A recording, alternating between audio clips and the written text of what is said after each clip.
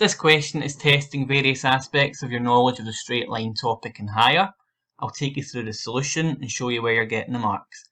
Firstly, you know that the points A and B are negative 7, 2 and 5a, and we know that the line AB is parallel to the line of equation 3y subtract 2x equals 4, and we're going to find the missing value A in our second coordinate. The first thing I'm going to do is I'm going to take the fact that I know that the parallel lines have the same gradient, and therefore I can determine the gradient of the line AB. Now, I can determine that by using 3y subtract 2x equals 4, and then I can rearrange that into the form y equals mx plus c.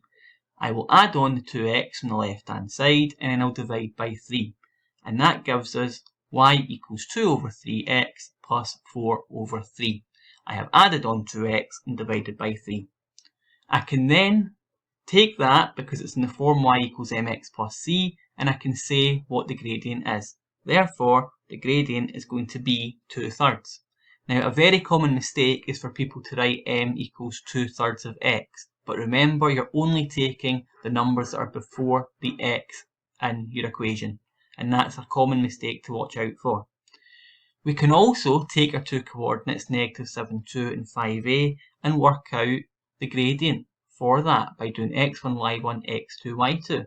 This would be the normal process for a National 5 question when you're given two coordinates. Now, we know that there's going to be a problem because we've got a and not a number, but we'll still follow the process as normal. So we do m equals y2 minus y1 over x2 minus x1. We substitute our numbers in. M equals a subtract 2 and 5 subtract negative 7. We know that that bottom line can become 12 because 5 subtract negative 7 is going to be 5 plus 7. So m equals a subtract 2 over 12. And that is our second mark. So we have our original equation 3y subtract 2x equals 4 giving us a gradient of 2/3.